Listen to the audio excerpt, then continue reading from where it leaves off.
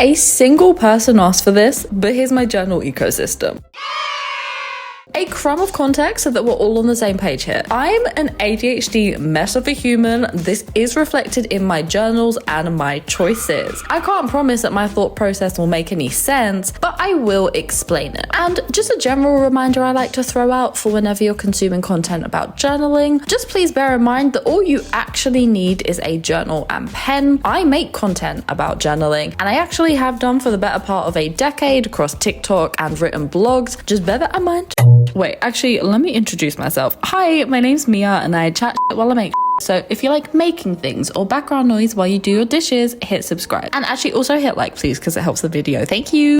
Okay, onto my journaling ecosystem. Number one, my junk journal. Now, look, I already know the junk journaling police are actually going to come from my neck. It is what it is. So the first journal in my heavy rotation is my junk journal. And yes, okay, before you run to write that comment, I'm aware. I know it's not a traditional junk journal. Some pages are just creative journaling. I use a lot of stickers. Besties, I just don't know what else to call it, okay? It's basically my creative outlet, semi-fun diary journal. Like, see, what? Come on. We're just calling it junk journaling and moving on with our lives. So, I started junk journaling in the beginning of 2024. Here's a quick flip through of my 2024 journal. This one was a customized papier journal in their standard size. She was very well loved. May she rest in peace. For 2025, listen, the previous year's success left me a little bit delusional and I really bit off more than I could chew. So, I started off with this beautiful paper blanks A4 journal and I proceeded to rarely, if ever, use it. And I always hated what came out. Look, the wonderful Juliana on TikTok might be able to fill a gigantic journal spread, but alas, that's not me. So earlier this year, I pivoted and I got my Tiny Baby Gorgeous journal. This is also a paper blanks. They're really affordable. They're like $20 each and I love her. I've used her so much. The pages are way less overwhelming. She fits in my bag. I am a big fan. While we are talking about junk journals though, let me tell you one notebook that I did not keep up with, my commonplace journal. I don't know, it sounds like it would be a bit of me. Like when I think of a commonplace journal, I'm like,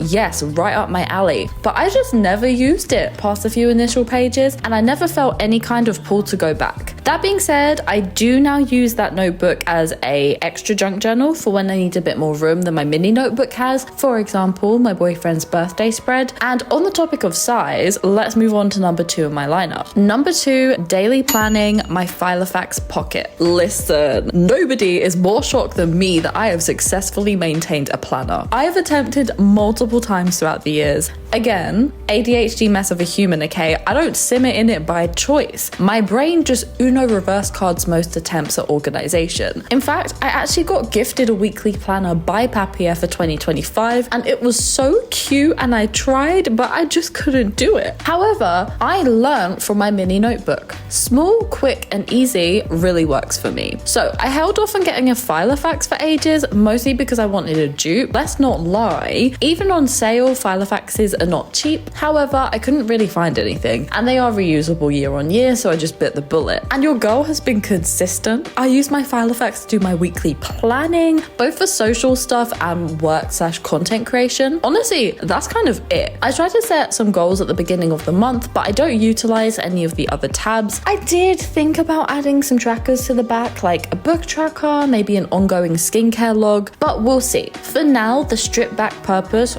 really works for me. It's kind of ironic actually. So I posted a Filofax plan with me and somebody commented like, that's way too small and impractical. You actually can't plan with that size. And I didn't say anything because I'm not about to be sitting here arguing with strangers on the internet, okay? But in my mind, I was like, my good sir, that's the point. Now, I mentioned potentially adding some trackers to my Filofax. That is a good time to mention yet another journal I did not keep up with, my reading journal. This one was a Christmas gift and I love it, but yeah, to be honest, I very rarely use it. Read really quickly. Like if we have a free weekend, I can get through 4 or 5 books. So I just always fell behind. So yes, unfortunately, that one did not stand the test of time. Number 3, a brain dump journal. I cannot recommend a brain dump journal enough. It's just a space for anything and everything you might need, really. As someone whose thoughts are usually a full frontal attack on every side, being able to just write them down and organize them is really useful.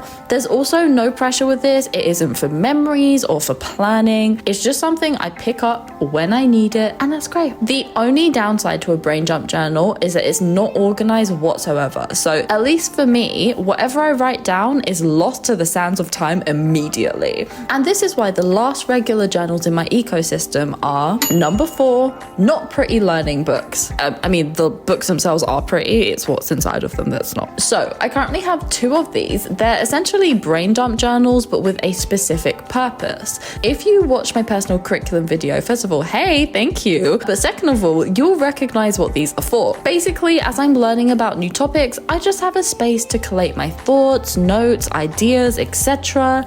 The red one is refillable. I currently have 3 mini notebooks in there, one for writing, one for marketing, and one for brain stuff. And then my separate bigger book is specifically for gardening. Side note, it's spring here and my partner and I have taken full advantage, okay? We've been starting bonsais. I'm slowly turning our balcony into a tea garden. Okay, yeah, I know, nobody asked, sorry. But yeah, that is my journal ecosystem. My supplies are all linked in the description box below. I'm still working on my Ali Hazelwood deep dive video where I read her entire catalogue, so I'm aiming to get that up next Tuesday. Don't forget to like and subscribe and tell me what journals you use because I'm nosy and I want to know.